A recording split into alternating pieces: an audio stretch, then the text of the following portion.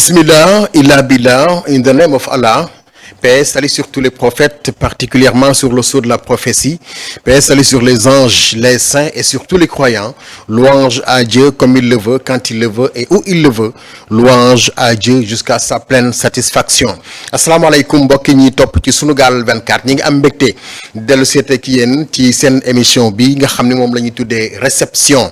Comme j'ai l'habitude de le dire, réception est une émission qui consiste à inviter des artistes, des autorités, entre autres justement pour discuter avec eux dans leur domaine de compétence. Tey nag ñi ngi am mbégte dalal fii kilifa goo xam ne xam ngeen ko ràññee ngeen ko aussi ndax mi ngi bokkoon ci ancien régime bi bokk ci coalition nouvelle responsabilité mu di jàmm ak njëriñ bu monsieur Amadou Ba. moo di monsieur Sory Kaba donc ancien directeur général des Sénégalais de l'extérieur moom la ñu fas yéene dalal tey waxtaan ak moom ci mbiri réew mi ak mbiri bitim réew monsieur le ministre Sory Kaba maa ngi lay ziar bu baax Sory Kaba maa ngi lay ziar bu baax di la dalal ci Sunugal 24. jërëjëf Seck maa ngi lay fay di la gërëm di la sant également ci invitation bi. di nuyu mbokk auditeur ak internautes yëpp yu Sénégal 24 Sunugal 24. Sunugal 24 di leen jaajëfal également ci écoute bi. ok monsieur le ministre kon nag defe naa ne mën nañoo daal di dugg ci vif du sujet li ñu fas yéene waxtaanee nag ay poñ yu bari la mais dans un premier temps maa ngi wax léegi nii yow yaa jiite woon les Sénégalais de l'extérieur sous le régime du président Macky Sall laata mu fiy jógee quitté woon nga poste boobu. lan nga ñu mën a wax ci sa jëmmi bopp ji lu wuuteeg loolu nga xam ni moo di Sénégalais de l'extérieur. jërëjëf Seck je pense que question bu am solo la. te du ñu ma koy poser d'habitude. waaw c'est important. xëy na peut-être nit ñi dañuy jàpp ni comme ni nga ko waxee. tur bu nit ñi tàmm la. ba en fin de compte lu bari. ci nit ki mun nay réere mbir. si. te man dama jàpp ni askanu Sénégal. booy wax di jëmee ci ñoom. kay wax il faut que mu mérité ko. absolument. il faut que mu nekk koo xam ne mun nañoo am lu ñu jàpp ci moom. parce que yàlla moo dogal ma bokk ci xeetu nit ñi nga xam ne. li may ñeewee nit mooy li nga xam ne bés booy génn àdduna da nga koy yóbbaale. kër kenn mënu ko yóbbaale oto kenn mënu ko yóbbaale jëf ju baax ak jikko ju baax lañ mën a yóbbaale. absolument. yàlla dafa def moom lay ñeewee nit. moo tax sama doxalin ci wàllu politique. day tegu toujours ci loo xam dama ko xam wala lu ma mën. d'accord. pour bañ a dige. ba bu waxtu wa jotee du ma ko mën a def. même bu fekkee day am. lu jafe ci politicien. te bu dee it am na. ma digee loo xam ne waxtu wa jot na ci suñu borom soobalu ko. damay jégalu. ànd ak nag ca ka nga xamante ne moo ma doon wax soxla ba ma ñëw ci monsieur Seck xëy na yàlla mun na ko saafara ci moom en toute modestie. Sénégal nag moo bindoo noo xam ne. le mot modestie on le dit toujours en pensant aux autres. mais en s'oubliant soi-même. et qu'en tout état de cause li ma ci mën wax rek mooy. politique. ku koy def bonoo yàquwoo bu dee ne yàquwoo woon feneen wala ngay ñëw ci politique. du politique a lay yàq. en tout cas man boog loolu mooy sama principe de vie mooy sama maxime. mooy sama leitmotiv. muy parti socialiste bi ma mës bokk. oui. te URD juddu ci. te jibokaa bi ko jiite woon fa jibokaa tax ma def politique. man ba ma demee parti socialiste moom laa jege. mu génn ma génn. génn ànd ak moom. ma génn ànd ak c'était en 98 je pense hein. 98 c'était les élections législatives. waaw mais moom bi muy génn PS. mooy bi muy am 11 députés yi. bi muy am 12 députés. 11 députés waaw. les 9 sur la liste nationale et les 2 du département de Linguère. oui. bi muy génn PS mooy bi mu amee ce fameux débat. oui. sur la refondation et les légitimistes. oui. entre lui. et feu Ousmane Tanor Dieng. ku ci nekk incarné benn pôle bi. bu ma ci xuusee. waaw mun nañoo jël débat bi yëpp. absolument accentuer ko ci loolu mais étape la rek bu xamante ne dama koy wax pour nit ñi comprendre. président Macky Sall bi may ànd ak moom. waaw. et j'aime bien le rappeler. oui. Feu Djibo Ka était avec le président Wade au pouvoir. waaw. fekk na man dem naa France def sama 3e cycle. tey le président Macky Sall 2010. waaw mu ne ma dama bëgg nga ñibbisi. mu war a parce que ma ci réew mi. 2010 boobu ñëwagul woon au pouvoir. ma jóge pouvoir. parce que j'étais avec Feu Djibo. oui dem dans l'opposition. bi mu nekkoon moom. Macky. ma bind sama démission jóge pouvoir dem opposition. yow ci jamono ji la Macky di woo en 2010 boobu Wade moo nekkoon au pouvoir. nga nekk France. waaw. ci ak nga Feu Djibo Ka laa àndaloon. Macky woo la. ne la ñëwal nga ñëw. nga ñëw d'accord allez-y oui. alors ñu ñëw ñu ànd nekk Fatick au niveau de la mairie. waaw parce que boobu il venait de gagner la mairie de Fatick. D'accord, on était en waaw. 2009. Si. les élections de 2009. 2010 ma nekk ak moom à la mairie de Fatick. waaw. ba 2011. ba 2012 la victoire am. lii nag su ma koy fàttali. dafay dellu siwaat ci li ma invoqué en premier. les valeurs yi may nawee nit. waaw. xam nga d'habitude transhumance fu ñu ko déggee c'est dans le sens contraire. waaw tu quittes l'opposition pour le pouvoir. waaw. mais quand tu quittes le pouvoir. pour l'opposition naka lañ koy wooyee. ah loolu de moom xanaa nga dimbali ma ci rek. monsieur le mënu ma ministre ko xam parce que Sénégal ñoo bindoo woo noonu. waaw. sens bële lañ gën di ormal que sens bi caractérisé wu ko. bon transhumance sax baat bi en tant que tel est-ce que baat bu safaanu la aussi parce que niñ ko xamee mooy màngaan ci wolof màngaan jógee fee dem feneen. mais booy dem foofu nag day am loo fay wuti lu jëm ci yow. moo tax nag muy waaw. problème. moo tax d'habitude les gens ne quittent pas le pouvoir pour l'opposition ou bien rare na. waaw c'est rare oui. rare na. waaw ak démissionné ci poste. voilà ak démissionné ci poste. wala ngay njiit def erreur nangu ko en public. waaw loolu ba tey ci grandeur la bokk. ci grandeur la bokk. waaw. politique moo bindoo noo xam ne tey ci réew mi. jàpp nañu ne tremplin la. jàpp nañu ne raccourci la. te feu Mamadou Dia. dafa ne woon dafa am ñetti type de militant. yu nit ñi war a bàyyi xel. mu ne am na un militant qu'on appelle un militant de type immobiliste. waaw. car yi t-shirt yi casquette yi ñoom ñoo koy gérer. boo amee meeting. dañ leen di mobiliser. ñu bëgg la topp la. rek. waaw. loolu rek lañ ci am. mu ne dafa am beneen militant bu ñuy wax un militant de type petit bourgeois. petit bourgeois. mooy ki nga xam ne. ay raccourcis lay utiliser ba yéeg ci kaw. amul benn mérite. waaw. waaw. mu ne troisième bi nag. booboo jara naw. mu ne c'est le militant qui cherche à s'égaler à son idéal politique. gis nga ñetti catégorie yooyu. ba tey day manifester wu dans le champ politique sénégalais. di nga gis ko peu de gens le comprennent apparemment. xëy na peut-être ils le comprennent autrement. waaw. et en le rappelant. c'est juste pour dire que ku nekk ci ñun. da nga war di jël mbubu ba gën a rafet. ci askan wi nga sol ko. mu méngoog nag la nga gëm. yow bi nga ñëwee 2010 après nga nekk ak Macky ci mairie bi yan fonction nga fa amoon déjà. j'étais le responsable de la communication et de la coopération décentralisée. ci mairie Fatick ah. mairie ba mais mairie bi après yàggu leen fa sax après yéen da ngeen kii rek après. waaw bi victoire amee. waaw. après ñun ñëpp ñi nga xamante ne ñu ngi doon liggéey ak moom ku ci nekk am na lu mu la confier. waaw. waaw. am na lu mu la confier. waaw bi ngeen jógee ànd ak moom ci mooy bi victoire am bi problème yi assemblée nationale ak. Voilà. Wade après. Voilà. mu démissionné ci lépp delloo leen lépp. mais un fait aussi important à rappeler. waaw. man yàlla dafa def mu confier ma loo xam ne aussi ba ma defee sama 3e cycle ci loolu laa ko def muy migration internationale. sa domaine la kon yow loolu. loolu aussi dama ciy sant yàlla. waaw. parce que am na ñoo xamante ne ànd nañu ak kilifa. mu dénk leen ndombay tànk bu méngoowul ak la ñu jàng.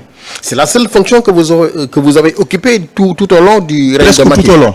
J'ai été d'abord administrateur du fonds d'appui à l'investissement des Sénégalais. d'accord le FAISE. waaw. moom laa njëkk a diriger. waaw. pour peut-être quelques mois. Après directeur général des Sénégalais à l'extérieur. Avec rang d'ambassadeur. bien sûr. Juste pour dire également. que il est très facile de critiquer quand on n'a jamais géré. waaw. moo tax ñi nekk au pouvoir. ils ont la chance d'avoir des gens qui ont de l'expérience de la gestion de la chose état. absolument. moo tax mënut a bokk mënut a doon la même chose. mais daañu am nag jafe-jafe ak ñun. mais merci beaucoup monsieur le ministre Sory Kaba je pense que wax nga ñu un peu fi nga jógee wax dëgg yàlla ba yegg si fii ci wàllu politique actuellement nag Macky dem na.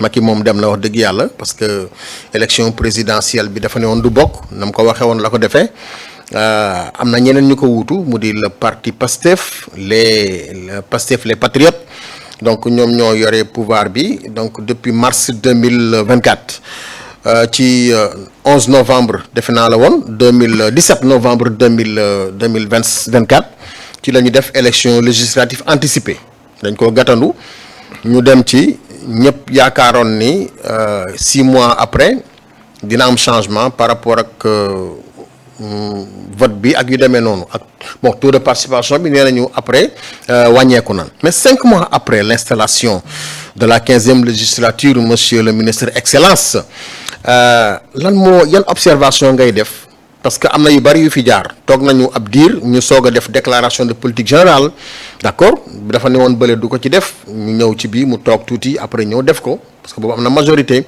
am na ay questions d'actualité yu fay am léeg-léeg mu am ay yëngu-yëngu premier ministre bi dafa yëkkati ay kàddu ci hémicycle bi yéen ngeen demoon élection bokkoon ci ak nouvelle responsabilité jàmm ak njariñ Amadou Ba ngeen génn ci ak 7 députés je pense ñeneen ñi am ay ñetti députés ak yooyu daal vraiment bokk ngeen ci kii bu am lu honorable alors boo doon def jàngat ci installation bi ba fii ñu yegg si nii ak li fa jot a xew yëpp lan lay doon Excellence. Alors Assemblée nationale c'est le siège de représentation du peuple. maanaam peuple sénégalais en miniature moo fa nekk. waaw. dañ fa war a sentir de la vitalité démocratique. dañ fa war a sentir de l'expression plurielle. dañ fa war a sentir le respect des institutions. waaw. dañ fa war a sentir également le respect de l'élu. waaw le député en tant que tel. le député en tant que tel. gis naa ne nag ça bouge beaucoup. surtout avec des levées d'immunité parlementaire.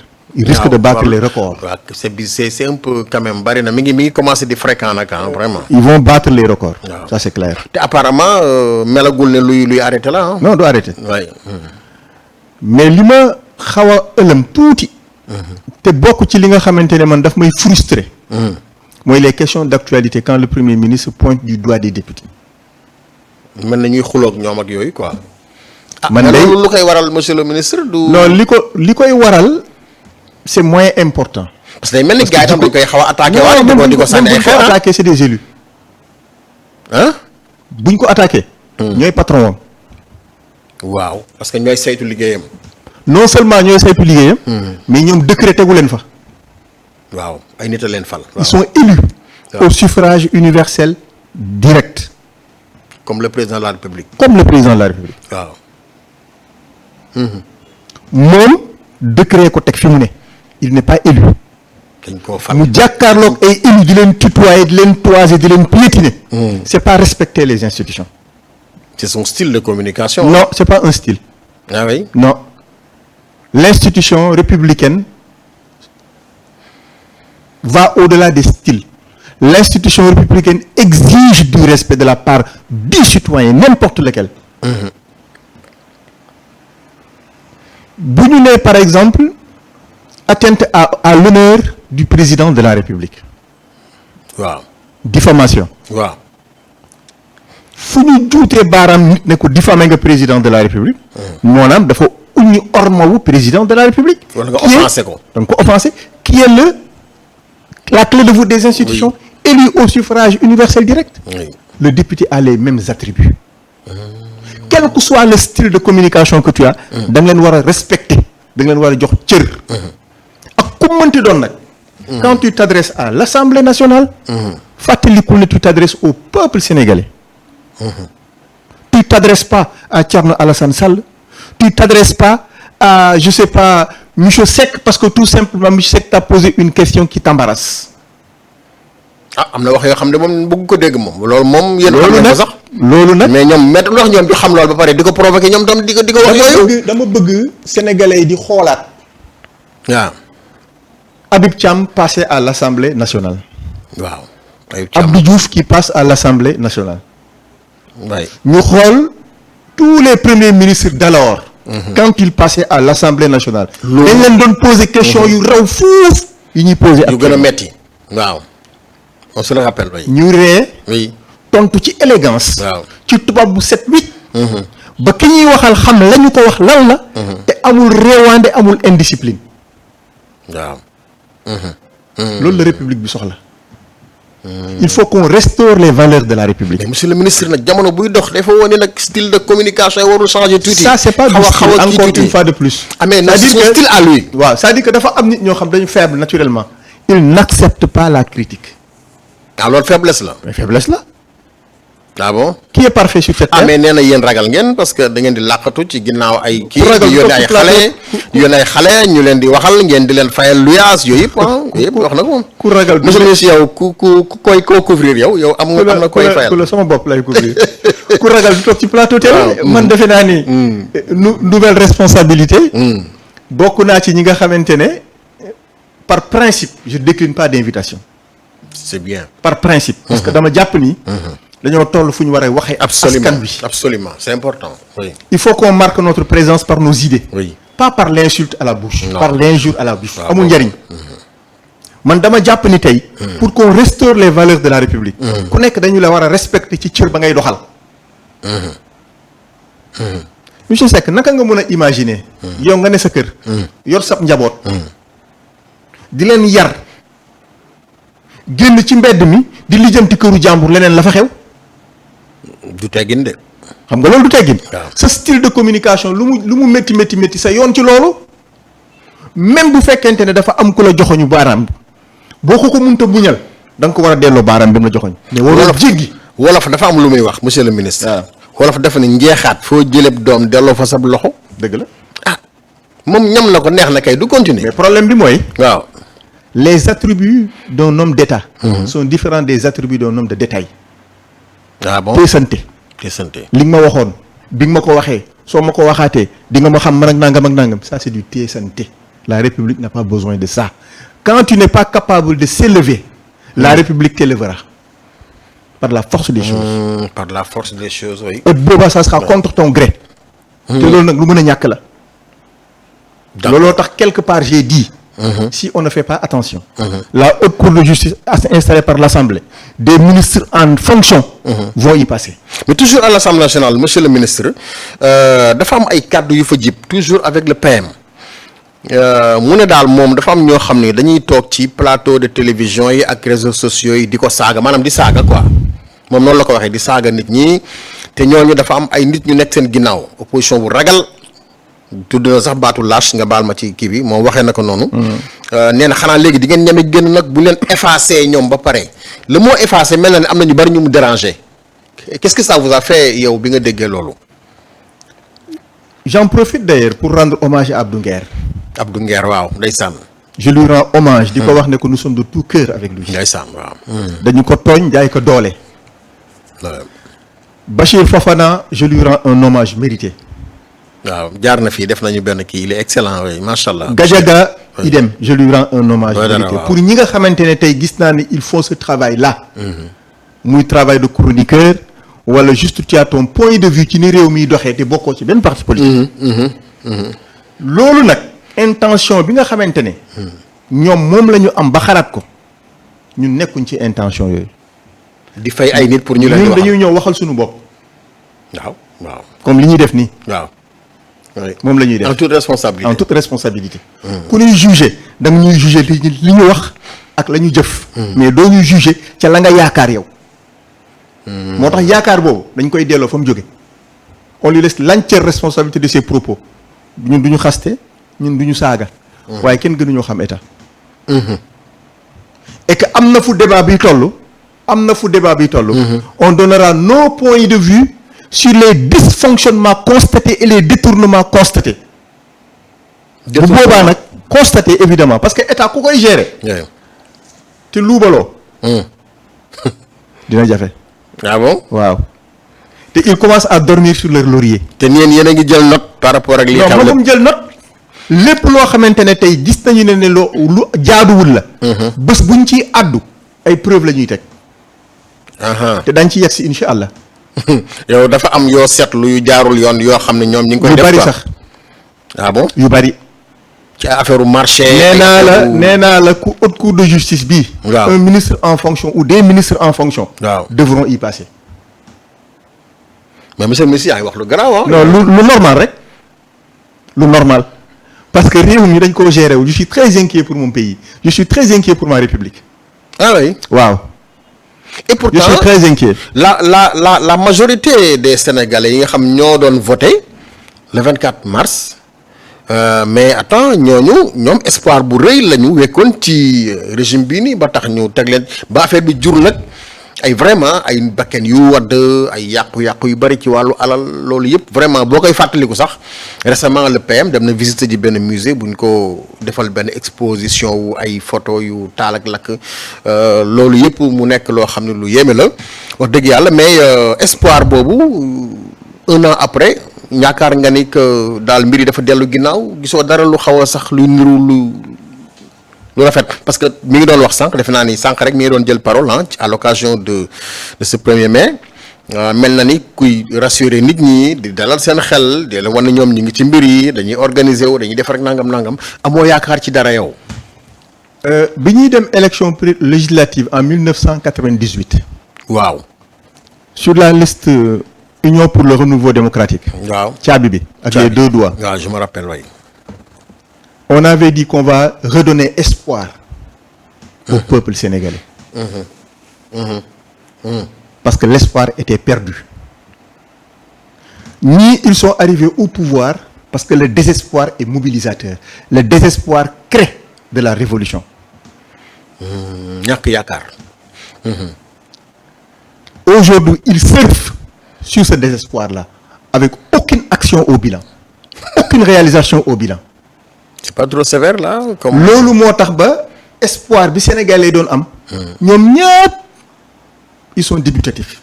Ils commencent à vivre des moments d'illusion ou de désillusion. yaakaar ba ñu amoon. mu ngay commencer tas. D'autant plus que un an après qu'il soit élu à la tête de l'État. oui. amul benn rationalisation des dépenses de l'État. ah wàññiwuñu. noonu la ñu wàññi. nombre ministre yi wàññiwuñ ko ak. nee nañu yooyu xoolal hier ce qui s'est passé au conseil des ministres. ministre secrétaire général du gouvernement. waaw ñu nommé ku bees. waaw dolli nañu kenn ñu jox ko beneen. waaw boobu nañoo dolli kenn moom. ok waaw moo tax wàññiwuñ. non wàññiwuñ boobu moom dañoo dolli kenn moom. dolli rek a fi nekk nag. parce que ki fa nekkoon génnul am na leneen luñ ko jox. luñ ko jox oui. kon rationaliser wuñu. autrement je rappelle dit que Boubacar Camara la. parce que moom allié la woon aussi sunu grand je le félicite d'ailleurs au passage. oui. peuple bi nag ci point yooyu. lañ doon xaar pour seen espoir continuer dox. mais malheureusement ils se sont rendu compte que. ñoom salaire yi ñuy fayee ko wàññeekuwul. oto yi ñuy dawal wàññeekuwul. rythme de vie de l'État wàññeekuwul. mais ñoom peuple attendez-nous on arrive plus de 1 an après qu'il soit au pouvoir. waaw kon da nga yaakaar ñoom dañu faussé départ bi quoi départ bi lañ faussé. xam nga quoi fan ko faussé xam nga fan la. waaw xam nga fan la. waaw. Mansouri Kaba gëwuma ni monsieur Seck dinañ la nommer ci benn poste de direction. nga bokk ci soi-disant leur projet. nga sànni xeer nga lakk bus wala nangam ak nangam. ñu nommé la ñu rationaliser war laa jëlee ci direction moom ne la toogal xaar nga koy accepter. dootoo ko nangu. moo tax il fallait d'abord avant de nommer. rationaliser d'abord. d'accord léegi contrainte boobu la ñu am. parce que mënatuñoo dellu ginnaaw. faut ñu jël ñi ñu te àndaloon. bu ñu ko defee aussi ñi ñu jox poste il faut ñu dugalaat leen ci yeneen structure. C'est-à-dire que ça sera du pareil au même. ok. ça sera du pareil au même. donc y a pas de rupture quoi. Rupture par rapport ak. Ils n'y pensent même pas. ah oui. Ils renchérissent les coûts de l'État. Tout au contraire. Parce que je suis sûr aujourd'hui, tu es journaliste, na seen rédaction intéressé wu à cette pléthore de conseils techniques dans les différents ministères. Conseil technique. Dans les différents ministères. Commencez ko primature wàcc. mais tous les responsables départementaux du PASTEF sont des chargés de mission à la présidence. chargé de mission yi waaw. À la présidence. comme ni mu amee woon ci yéen bi ngeen nekkee ci nguur gi. Ils n'étaient pas tous des départementaux, non. Non. Ça c'est jamais passé comme ça. Déedéet bii c'est automatique, arithmétique. kon da nga bëgg a wax ni ñoom li ñuy def moo gën a garaaw musta am. Le président Macky Sall, oui, il nommait les politiques, mais musta considérer que les différents responsables départementaux doivent systématiquement émarger dans le budget de la présidence. te ñooñu chargé de mission yi seen salaire ça tourne autour de. Ça combien dépend. après Ça dépend. parce que xam nga en matière de salaire. su fekkente ne par exemple c'est un responsable départemental qui était déjà fonctionnaire. waaw dañ koy détaché. amoon na statut déjà quoi. waaw dañ koy détaché defal ko indemnité. bu fekkente ne nag ku nekkul fonctionnaire la. dañ koy defal contrat spécial. bien sûr mais contrat spécial boobu nag c'est bon gré les patrons. waaw mais am na ñu ñuy dàq ñu bari est-ce que du ñooñu la ñuy dàq pour remplacer leen ñële. mu nekk comme ça pour am l'équilibre des. ñoom dàquñu kenn présidence. ñoom ñi ñuy dàq c'est au niveau du port. waaw au niveau de la LONASE direction ainsi de suite ainsi de suite. waaw foofu yeneen réalité la. en présidence dàquñu kenn. naka lañ dàq. présidence kay ñi nga xamante ne président Macky daf leen àndaale woon la yóbbaale de son cabinet. waaw. mais les autres fonctionnaires de la présidence sont là-bas c'est des fonctionnaires. ah mais non ñooñu nag liggéey boobu ñoo ko mën def aussi. liggéey buñ fa ñu ñëw nag yokku ko. ak les représentants départementaux sans compter les cabinets du président qui étaient déjà là. kon daal amul dara. pléthore voilà le mot. te arrêté li ne foofu moo ne feneen. feneen ak feneen. ak feneen ak feneen. donc le rythme de vie de l'État a augmenté. d'accord. il n'a pas diminué. d'accord. soit ils l'ont maintenu au même rythme ou bien yokk nañu ko mais yeesul. waaw. te peuple bi dañu xaar mu yees. waaw. par rapport ak député yi ñuy summi seen mbalaanum kiiraay am na ku ci tudd Moustapha Diop ancien ministre la donc moom mel na ni déglu nañ ko démb xaw ma tey déglu nañ ko en tout cas ak ki nga xam ne sax ci seen coalition la bokk mu di Salimata Ndiaye mu di Ndeye Saly Dieng moom Salimata Diop moom la ñu xam alors loolu noo ko gisee da nga jàpp ni loolu lu jaadu la bi ñu gisee ni am na ay bu fekkee ni c'est le ministre Diop moom dafa amoon ak Tabaski Ngom ay jafe-jafe xaalis 700 millions ça tourne autour de ça pour Ndeye Saly xaw ma exactement lu ñu koy toppee yéen au niveau de Jàmm ak Njëriñ nan ngeen gisee mbir moomu ndax jot ngeen cee gisee waxtaan ceeg yooyu ak nu ngeen ko gisee. sérénité. waaw vraiment. pour vous c'est la provocation wala jàpp leen loolu. du ma wax ne provocation la. waaw mais dama jàpp ni le principe de reddition des comptes ñëpp ci d'accord. d'accord. maanaam. bu fekkente ne par exemple il y a un rapport qui dit ce que le rapport dit. il faut le mettre en œuvre. bien sûr les recommandations. il faut les mettre en œuvre. loolu amuñ ci ñun problème. ñun problème bi ñu am mooy. Sory Kaba on l'arrête on l'amène en prison et on va chercher les preuves. ah waaw boobu moom xaw na c'est ça qui est dangereux. waaw loolu nekkatul reddition de compte mais règlement de compte la.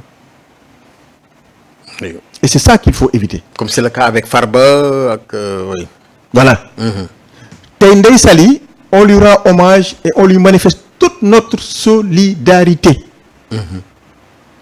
jigéen la boo xam ne dafa mën góor à tout point de vue. te jarul sax chercher de midi à 14h su fekkonte ne moom am na lu muy nëbb du dem opposition. affirmé woog le président Amadou Ba. tout en sachant que mën naa am ñu topp ko bis ci dara. monsieur Seck. tey wóor na ma ni. am na ñoo xamante ne di nga doon daw fii ba déwén jéeg pour inviter leen fii. ñu bañ waaw ils vont raser lay ndeysaan waaw loolu moom dëgg la moom.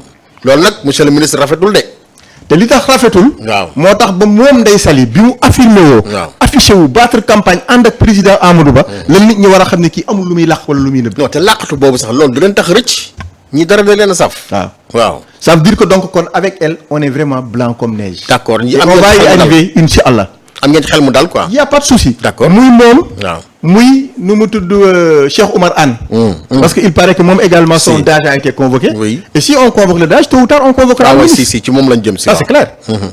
donc loolu amuñ ci problème on en a discuté entre nous xam nañu li xew exactement. te xam nañu également lii fu mu jëm. d'accord parce que on l'avait commencé avec le président Amadou Ba. waaw moom nag au mois de novembre non en octobre je pense que c'était le 21 octobre bi muy def conférence de presse am bi fële ci maison du parti socialiste. am na ay wax yu mu waxoon. nee na rapport mosu ko épinglé mosul détourné dërëmu Sénégal te bi muy dem montant bi mu bàyyi ci xaalis comme ça tourne autour de 72 milliards. xaw ma la 292 milliards 292 milliards pardon waaw.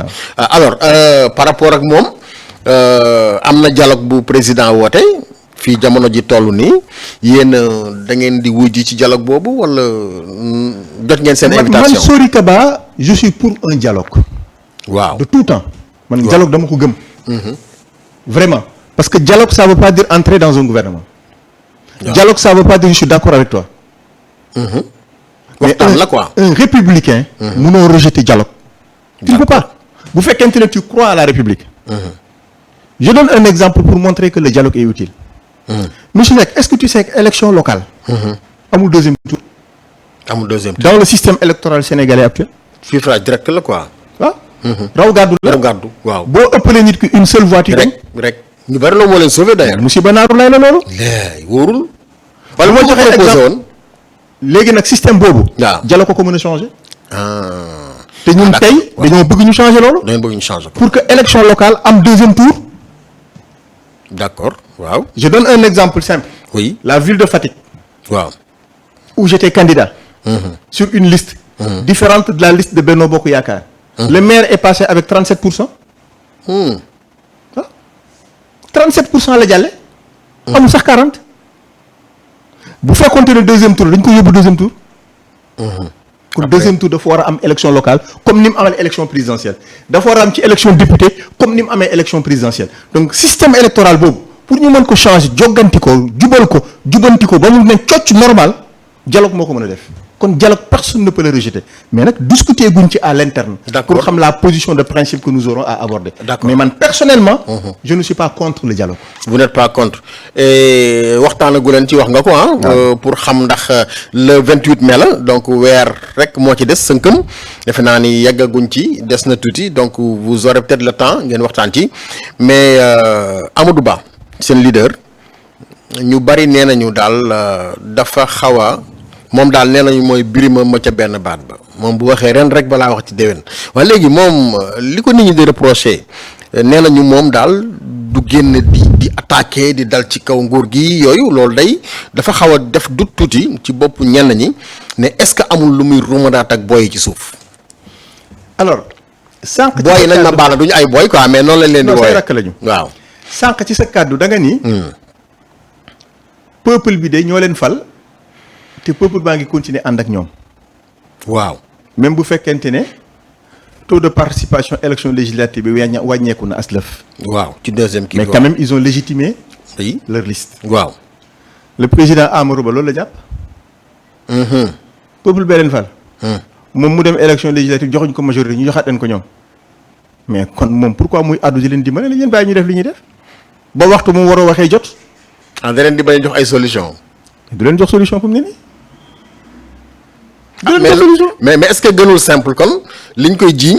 ne ñu ngi koy ragal. gis nga naa la xamal lenn. waaw gis nga bu waxtu wa jotee. waaw. ñu ne nouvelle responsabilité dañoo décider. waaw. génnee réew mi ci guuta. parce que ñii ñoo ko dugal ci guuta. su boobaa on avisera on informera duñ ci nëbbatu duñ ci laqatu. bu position boobu demoon ba ñu war koo jël. waaw on le prendra devant le peuple sénégalais amul laqatu. waaw bof parce que ci campagne bi moom. loolu dama koy wax pour juste dire. Oui. que à l'état actuel des choses. waaw xalaatuñ ko doxuñ ci waxuñ ci.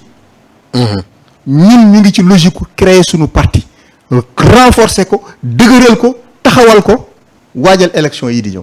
bi ngeen di mujjee génn di def seen benn point de presse da ngeen affirmer da ngeen réaffirmer ni yéen a ngi ci opposition bi ngeen nekk jël position alors récemment bi ñuy boycotté question d'actualité ak monsieur le premier ministre yéen bokkoon ngeen ci ñi boycotté alors loolu ngeen di dëggal ba léegi nii ni que yéen vous êtes dans l'opposition et que amul dara lu ngeen di romandaat amul dara lu ngeen di négocier ci suuf c'est clair. négocier wu leen dara même bu fekkee ne ci biir opposition bi. waaw am na ñoo xam seen yéene. waaw mooy ñun ñu négocier ji. ah bon dama leen di xamal ne négocier guñu on est dans l'opposition c'est le peuple sénégalais qui nous intéresse. te peuple bi ñoo leen légitimer. on va leur laisser avec le peuple benn diir ba ñu xam ne ñii ay cuune lañu. mais loolu est-ce que lu valable la monsieur le ministre est-ce que le peuple sénégalais fonctionne de cette façon-là. Ils sont obligés. Est-ce que le peuple va entendre la chose de cette façon-là. monsieur Seck ils sont obligés la démocratie a un tempo. la démocratie a un agenda donc ko respecté tey mënoo fay wax ba élection 2022 fi ñu rapproché ko. pourtant Ousmane Sonko monsieur le ministre bi muy def moom opposition. malgré toutes les réalisations de votre régime Macky moom da doon wax ni Macky def fi dara. et pourtant affaire yi c'était palpable te nit ñi dañ doon gëm loolu noo koy interpréter yow. looloo ko sonal tey. ah bon ak vaar yi wala. nga bëgg a yeggali l'autoroute qui est arrivée à Kaolack nga bëgg ko yóbbu Ziguinchor. te reconnaître ne y a un bilan positif nu mu mën nekkee. l'autoroute a coûté Dakar jaar Mbour. waaw jaar Fatick ñëw ba Kaolack président Macky bëggoon ko yóbbu Tamba moom mu ne da ko yóbbu Ziguinchor est-ce que bu yegg si wuloon Kaolack dina ko mën a yóbbu Ziguinchor. waxu démbam defu fi dara loolu na ko boole ci bilan Macky sax parce que def na dara ba tax moom mu mun a jël tonson bu gàtt boobu Kaolack Ziguinchor. c'est un exemple que je donne. ah mais est-ce que à la limite comme ni ko ñeneen forme d'opposition boobu nihilisme boobu. waaw moo baaxul. baaxul ci kan dafay gangréner ci kan la baaxul ci falu. parce que dafay gangréner benn genre populisme dafay gangréner benn légèreté dafay gangréner tey li nga xam moo xew su ngeen fi waxatee wax ju bon bu ngeen fi saagaatee on vous efface alors que yow ci saaga nga jëlee réew mi. mais est-ce que le peuple est-ce que une partie aussi du peuple n'est pas complice aussi. jàppkatu jaan a koy rey. waa déet ma ni est-ce que une partie maanaam genn wàll ci peuple bi est-ce que nekkuñu complice par rapport ak discours yooyu nga tuddee populiste. le peuple du complice. le Ah peuple bon? a toujours raison. ah moo tax le jour où le peuple tournera le dos ils se rendront compte que le peuple a tourné le dos. ah ñoom daal c'est ce jour-là maintenant que Amadou Ba va s'adresser au peuple. pour leur dire voici l'alternative. loolu ngeen di toog di xaar yéen. ci loolu la ñuy liggéey. yaakaar di xaar de. yéen a ngi ci liggéey. ñu ngi ciy liggéey. en faisant quoi. pour installer un parti politique. waaw. il faut pas rêver. militants yi spontanément mën nañoo ñëw ci yow. yaa leen war a fekki. waaw. yaa leen war a fekki. là aujourd'hui on travaille sur un scénario boo xamante ne. moom bés bu déployé woo. kenn dootu ko téye. ngir suñu borom. mais waaw. tey. il faut que le peuple voie le niveau d'ignorance de ceux qui nous gouvernent. il faut que le peuple voie le niveau d'incompétence de ceux qui nous gouvernent. nga xam wax rek la ñu fi nekkee wax rek la ñu am teesante rek la ñu mën alors que l'action gouvernementale ça demande du silence. c'est comme qui disait comme l'arboriculture qui dit taisez-vous mes arbres poussent. c'est la même chose. day toll benn jamono boo xamante ni il faut laisser le jardin s'éclore nit ñi ne tekk. waaw ne tey ñuy arroser di ñax mu bon bi.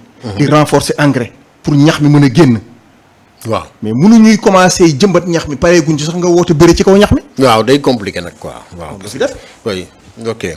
là nag on serait complice buñ ko toppee ci loolu. moo tax dañ koy bàyyi chroniqueurs yi ñi muy accuser ne dañ leen a yónni kenn yónniwu leen c'est des Sénégalais qui croient en leur république. Oui. comme les magistrats qui croient en leur république. am na sax ñu bokkoon ñoom ku mel ni par exemple Karim mun naa ko tudd xurum xaq moom nee na ci ñoom la ñu ànd na xeex ba yegg si mais nee na vraiment li mu gis doy ko quoi moo tax moom. génn na te du moom rek. oui. man j'en reçois tous les jours parce que émission yi may def. sur les réseaux sociaux la ma nit ñi di bind. parce que amaguñu accès directement au président Amadou Ba il passe par moi. Si. pour avoir accès à lui. Si, ok. du jeex du xaaj. ah bon. yàlla xam na ko. ah kon yow yaa ngi roppat nank-nank mais ci évidemment parce que loolu mooy avantage communication bi ñuy def nii. léegi yaakaar boobu ñenn ñi am ci yéen parce que nee nañu grand bi am na xam-xam tout ce que vous voulez am na expérience am na jaar-jaar et tout nangul nañ ko loolu vraiment Amadou Ba moom ku ne xam na ni am na surtout ci wàllu finance loolu yëfam la ak tamit affaire homme d'état tout ce que vous voulez Robert Bourgi xam nga ko n'est-ce pas xam nga Robert Bourgi moom daal dafa doon koo xam ne ku miin Afrique la miin politique gu Afrique te politique gu Afrique nag boo ko méngaleeg waa France ni ñuy doxee. ak lëkkaloo gi am seen diggante moom mel na ni diggante chef d'état africain yi ak ñiy jot a jaar France comme chef d'état autant qu'ils sont en tout cas moom ci bi mu commencé duggante ak ñoom mel na ni moom la ñu wóolu ci wet googu ba tax na xam na lool ay origine am Sénégal bokk na ci nee na daal am na benn bis mu dem kër Amadou Ba waxtaan ak moom. naana ndoog moom ataaya ba yegg sax 6e ataaya te 3e lañ ci xamee mais ne dem nañ ba 6e donc waxtaan wa yaatu na. mais nee na ko na bàyyi politique lan nga jàpp ni moo tax mu ni ko na bàyyi politique Robert Bourgi. dinaa la xaw jaaxal nag. waaw. parce que contrairement ak ni nga ko tariree d'éloge. je n'accorde aucun crédit à ses paroles. ah yow gëmoo ko wóoluwoo ko. franchement pas. d'accord du question wóoluwuma ko mais dama jàpp ni. un homme d'état. waroo toog ak moom ngeen waxtaan li ngeen di waxtaan. nga génn wax ko. ça veut dire que tu n'en es pas un. mais moom xam na loolu ne xam na ko moom war na xam ni ma ni Robert war na maanaam xam-xam war na ko mën a may loolu xëy na. may na ko mais malheureusement il se comporte pas comme tel. da nga bëgg a wax kon il n'est pas honnête quoi. nga bëgg a wax non il n'est pas honnête. d'accord. il n'est pas sincère.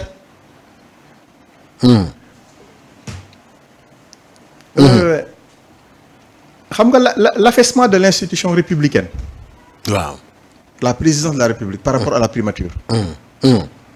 booy seetlu tey il est plus profitable pour yow. nga am relation ak Ousmane Sonko que nga am relation ak Diomaye. am na ku ko wax démb rek. nee na am audience ak Sonko moo gënal am audience ak Diomaye. lu waral loolu. xaw ma ko. waaw kay xaw ma ko loolu moo andi Robert Bourgi di surfer entre les vagues. parce que Robert Bourgi mënut a dem chez le président Amadou Ba gratuitement bu fa demee c'est parce que xam na ne am na lu fa ne bu traîner mu quelque part gratuitement. nitu intérêt la. kon nag munoo wax ak kilifa. mais intérêt ci ban ci ban sens. mais intérêt bi mooy li muy wax noonu dafa dem wax ko président Macky Sall te il cherche à le dire à Diomaye il cherche à le dire à Sonko pour se rapprocher d'eux. dafa. c'est de bonne guerre. dafa am ñoo xam kon wax ji neex métti na leen métti na Amadou Ba métti wuñu déggoo ma ne la j'accorde aucun crédit. Amadou Ba naka la réagir bi mu déggee wax ji. yëgaloo sax yaramam. ah bon. il est coutumier des faits.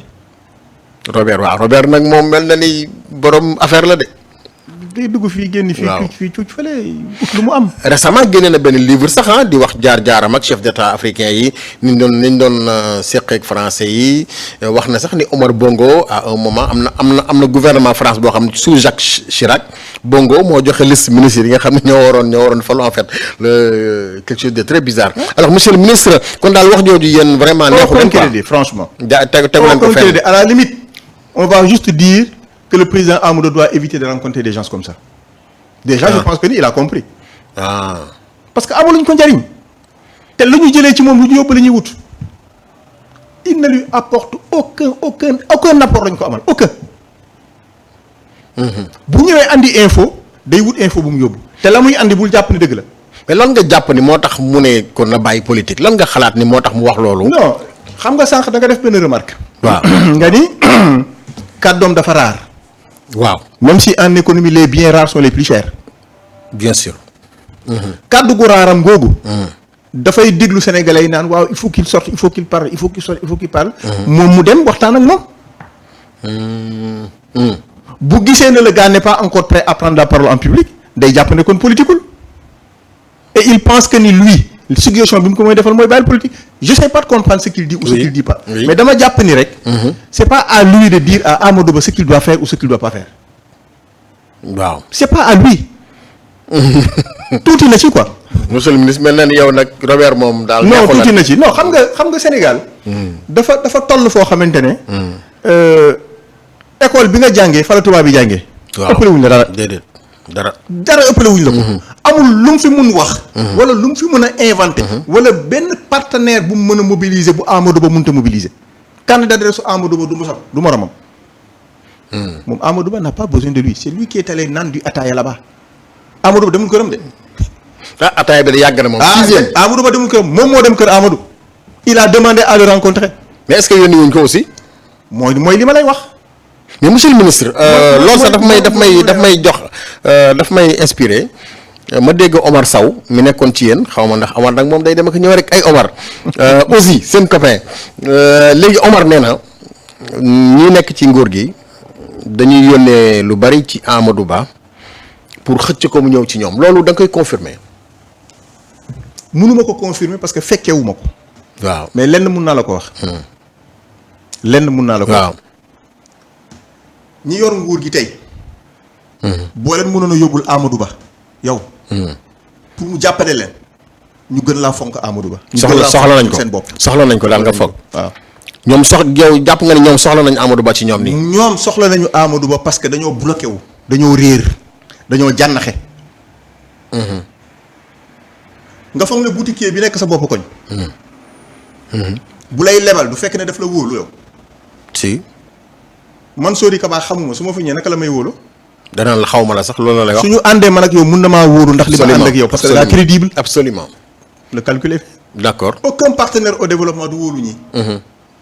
nan ngay jàngatee le premier ministre qui est resté au Sénégal depuis qu'il a été nommé Le Premier ministre n'a génnul pas- dem. non, le Premier ministre n'a pas vocation à aller à l'international. Ah. Non. La diplomatie c'est le domaine réservé du chef de l'État. D'accord. moom moo war a dem moo war a ñëw. léegi nag bu ko neexee mu yónnee moom président comme bi mu ko yónnee Mauritanie comme bi mu ko yónnee récemment Guinée-Bissau. mais c'est le président qui doit gérer les relations internationales domaine am la. Absolument waaw. nag bu ko neexee. am na ñu bëri dañ koy tooñaa naan ko doo kii doo dem. mission yam du génn moom mission yam mooy na dem Tamba. na dem Kolda. waaw na dem Diourbel. na xool mbéy fu mu toll na xool école yi ndax am nañ ay table banc. loolu la war a lijjanti. loolu war la jënd. mu bàyyi président lijjanti moom ak ses pairs président. parce que moom il n'est pas élu il est nommé. d'accord. ay D'accord. prérogative am constitution jox na ko président bëgg na ko jox ay largesses. mais malgré tout ça président mooy gérer diplomatie bi. bala ñuy génn foofu ci dialogue bi sax def naa point boobu bokk na ci mu di renforcer les pouvoirs du super PM comme ni mu ko waxee moom nee na dafa bëgg ay DG fort ay ministre fort premier ministre super fort ci occasion boobu mu doon am ak 4 avril ak journaliste yi nee na moom pouvoiru premier ministre da ko bëgg a renforcer lan nga yaakaar ni noonu la mën a renforcer pouvoiru premier ministre bi ak ban njariñ la am. benn njariñ. Je le renvoie au discours du président Obama qui disait que l'Afrique a besoin d'institutions fortes, pas d'hommes forts. Le président Moustapha Niasse, en 2000, il a fait à peu près 11 mois en tant que premier ministre du président Wade. À peu près. Oui. dafa am benn dossier boo xamante ne le président Moustapha Niasse daf ko bañoon a signer en tant que premier ministre. parce que dañu bëggoon nettoyer Dakar. mu am benn entreprise suissesse bu ñu bëggoon jox le nettoiement de Dakar. mais dans les clauses du contrat 5 milliards lañ ko war a fay. mais 5 milliards yi fayuñ ko après prestation dañ ko war a fay avant prestation. le président Moustapha Niasse a dit je signe pas ça. Oui. il a refusé de signer le protocole d'accord. waaw parce que jaaduwul quoi. mu delluwaat ko président kon la primature n'est pas faible. D'accord. voici un exemple. Oui. Oui. il n'est pas faible. te contrat ba fa la yem moom. non yemu fa. ki ko remplacer ko signé. ah dañ ko dindi après. Mame Madior Boye. oui waaw. mu def scandale bu rëy ci réew mi. boobu temps j'étais avec feu Djiboka. Djiboka a rassemblé tous les dossiers. contrat yeeg avenant yeeg clause yeeg lépp jox ko Pape Alé Niang mu dem Sud FM def scandale bu rëy bokk na ci li ko lancé. Pape Alé. waaw. bokk na ci li ko lancé. oui dossier boobu. waaw. parce que Pape Alé nag on a fait l'URD ensemble. oui kon daal jàpp nga ni renforcement wu kiiwu PM bi. mais est-ce que du ñu koy wax aussi mu bëgg protéger wu peut-être comme le président article 90. c'est par rapport à l'homme qui le dit. à l'homme moo tax ma ne la je renvoie à ce que Obama a dit. Oui. On n'a pas besoin d'hommes forts. on a besoin. d'institutions fortes. merci beaucoup monsieur Sori Kaba la ñuy dalal ci Sunugal 24 tey jii kon di waxtaan ak moom li nga xam ne moo di actualité nationale bi monsieur le ministre alors gis nga ni nag ci jamono jii ak jamono yële ñu génn sax am na ay coow yu am ñoom bi ñu ñëwee rek régime bi dañoo mel ni ñu xaw a dal ci kaw presse bi teg leen ay impôt ba ñu bari dàqoon ay employés ñenn ñi demoon bay tëj ñenn ñi daal am ci ay jafe-jafe récemment le ministre de tutelle moo di ministre de la des télécommunications Sall en l'occurrence daal nee na médias yi nga xam ni daal tënkuwuñu ci ñoom ni ñu bëggee mbiri di doxee code de la presse la ñuy wax quoi mais gars yi ñoom gisee wuñ ko noonu lu war a toll ay 300 et quelque daal nee nañu yéen dootu leen émettre dañ leen di arrêté loolu suivre nga ko nan nga ko gisee. C'est regrettable. waaw. Le souffle d'un dictateur commence par le bâillonnement de la presse. Mais il rêve debout.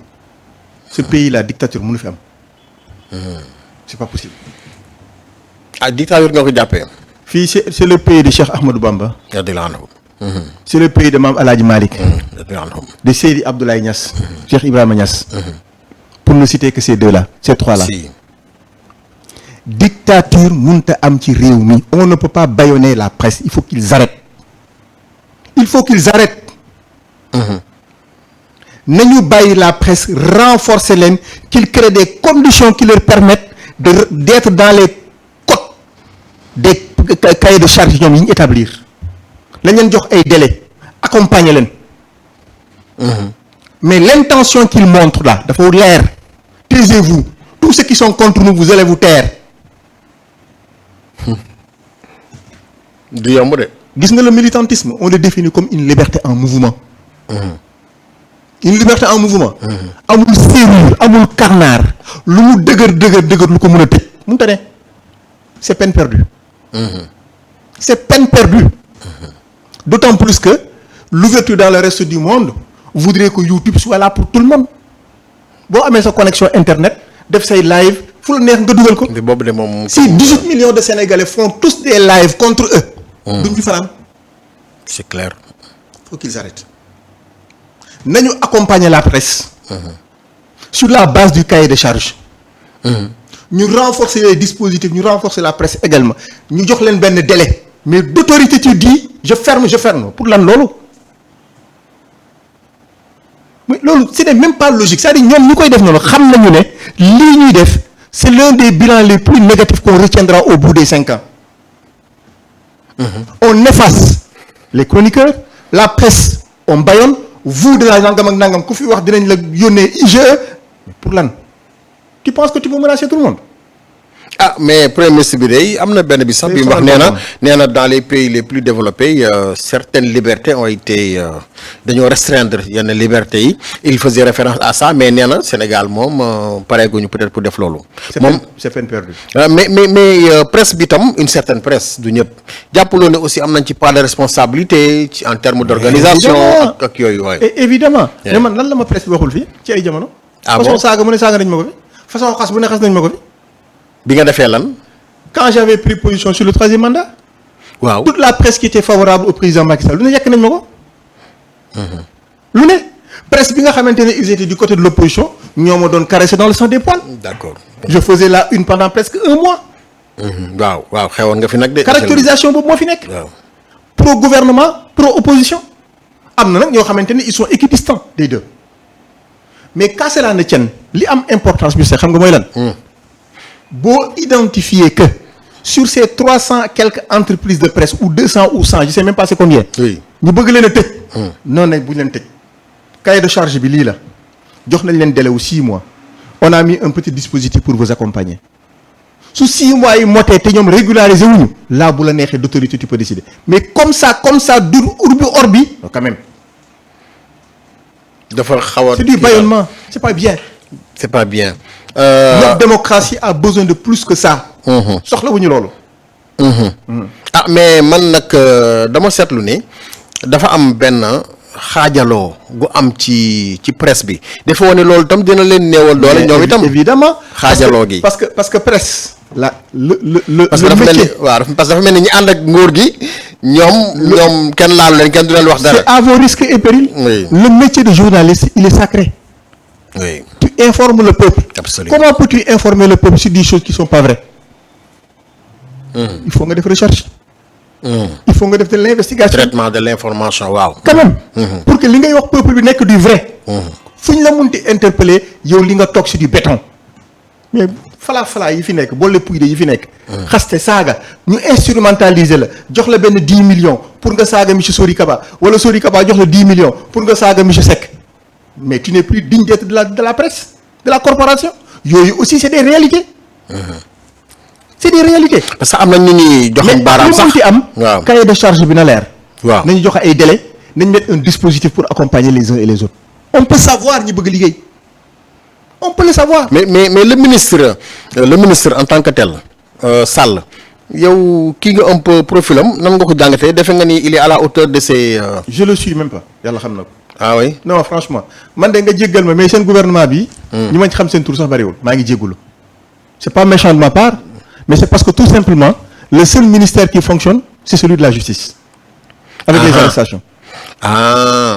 Au début je commençais à suivre le ministre de l'agriculture. waaw campagne agricole bi passé. mais ba mu échoué. parce que moom il bougeait beaucoup aussi bon. ba campagne bi échoué te dégguma ko ci. mel na nag xaritu PMB la moom gaañoon parce que gis naa assemblée keroog mu tàcc ko de. ma ne. bi campagne agricole bi passé échoué. ak tentamar bi mu ci def yëpp. waaw te dégguma ko ci échec bi. laa ne kon. mais nag monsieur le ministre ñoom nee nañ boobu du seen nawet de boobu nawetu kii bi la boobu nawetu ñoom APR la yéen seen nawet la woon nee na yéen. parce que yéen ko fi bàyyi entendu. waaw conseil interministériel bi ñuy def sur les préparatifs de la campagne agricole. Ils ont annoncé je pense 130 ou 135 milliards. Récemment waaw. pour nawet bii di ñëw nii. pour nawet bii di ñëw. waaw. ma fàttali leen ne leen en 2012. le président Macky Sall avait mobilisé en 2012.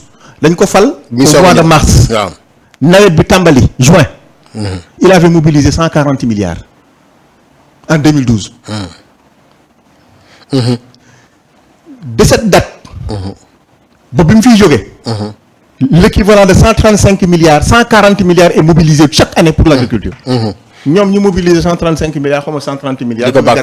di ko bàkkoo li ñu desee ci waxtu bareetul li ngi yegsi ci njeexitalu émission bi waxtaan wi am na solo monsieur le ministre xam naa ni dañuy jeexal rek ak poñ bi mujj bi mu di gis nga ni daal jamono yi passé ku mel ni Guy Marius Sagna l'honorable député mi ngi doon dugal benn loi daal nee na dafa bëgg ñu toppi président Macky Sall mi fi nekkoon.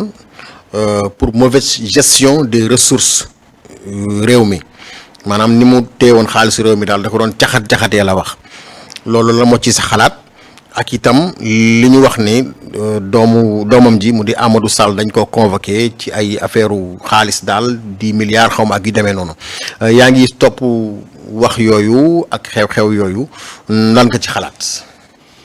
Alors. La fonction de député, M. Seck, est beaucoup plus importante que ce que Guy fait. Parce que Guy doit savoir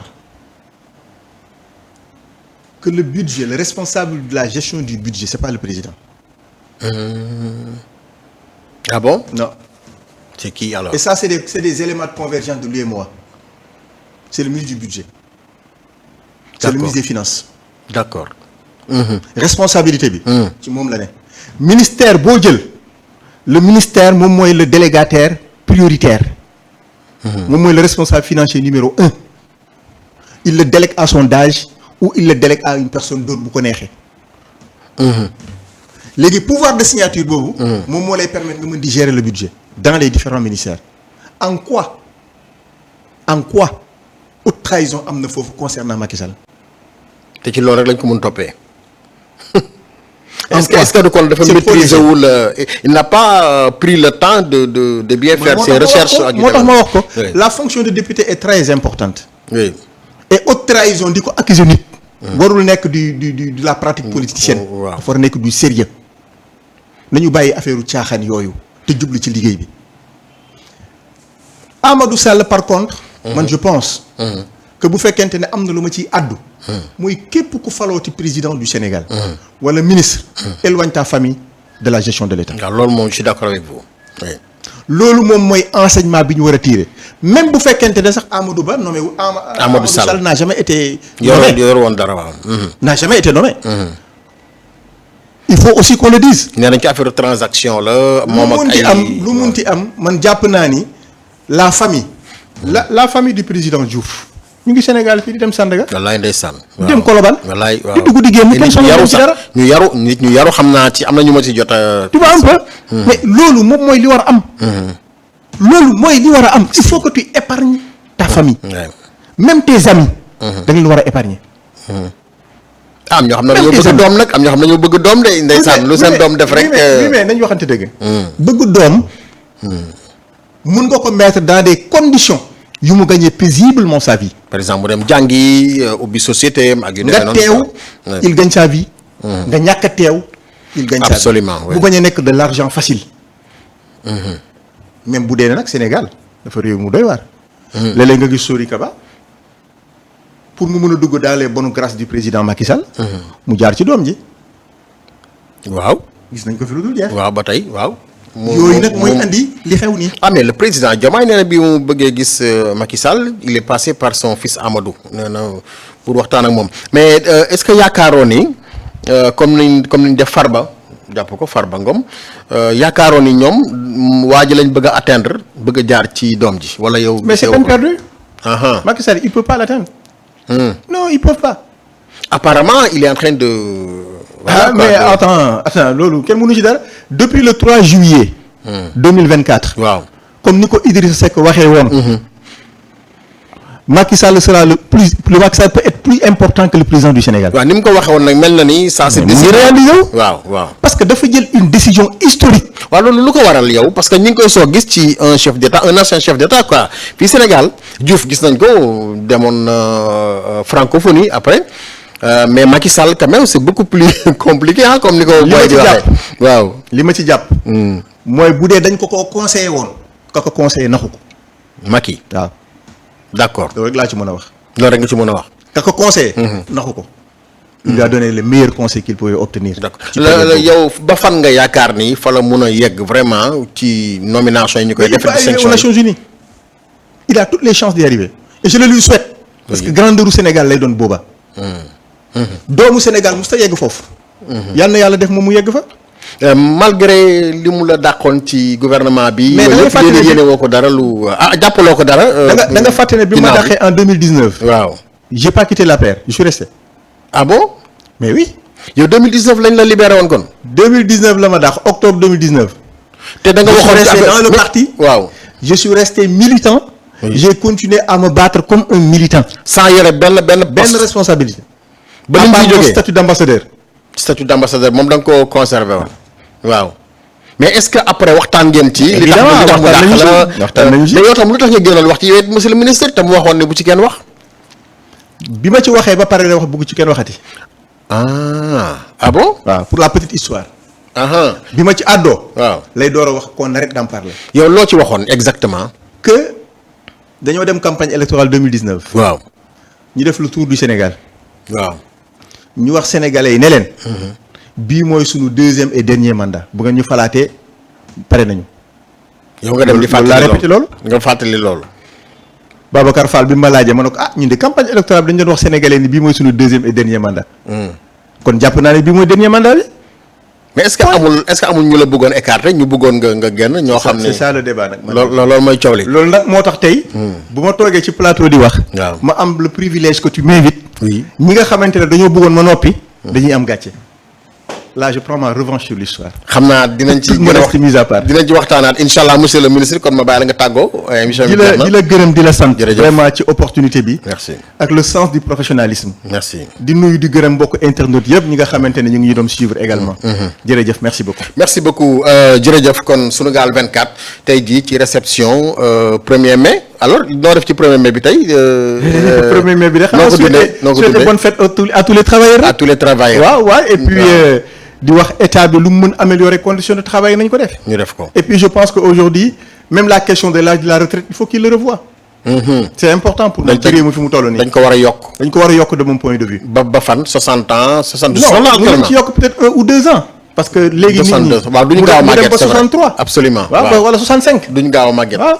merci beaucoup monsieur le ministre France de ñoom bañ ko fa bëggee def population bi dañoo lànk ne duñ ko yokk xaw ma nag lan mooy jafe-jafe bi en tout cas merci beaucoup d'être passé nous voir ci Sunugal 24 revenez quand vous voulez inchallah yàlla yow ñëpp nangul nañ la sa pertinence ak tamit say wax ju leer macha allah xam-xam bi yàlla na borom bi gën a barkeel boo demee nga noonu ñu président Amadou Ba ak ñi ngeen àndal ñëpp ci coalition Jàmm ak Njëriñ ça a été un plaisir de vous tenir compagnie le même plaisir sera partagé avec vous avec Djibril d'ici là portez-vous bien au revoir. ku ne xam na ne yàlla daa bind te yemalewul am na ñu matal am ñu matlewul waaye ba mottali amee ba léegi kenn sonnatul buur kattan di produit 100% naturel sans effet secondaire ñu defare ko li nga xamante ni moo di petit cola bisaab ak jinjeer ñoo ngi jàppale leen ci seen wàllu kattan ak seen wàllu wërgu-yaram bu nekk jar na fi nguur ak keng ba ci kikirikiij waaye bii mooy seen buur di buur kattan ballonnement moo ci mën constipation faiblesse sexuelle diabète sinusite éjaculation précoce di joxe appétit sexuel teg ci itam day raxas sa biir ba mu set wecc wooteel gaaw ci 77 413 59 24 77 413 59 24 xar yëpp xar lañ waaye laadum da ciy gën te bu ñu nee góor ngóoraa tax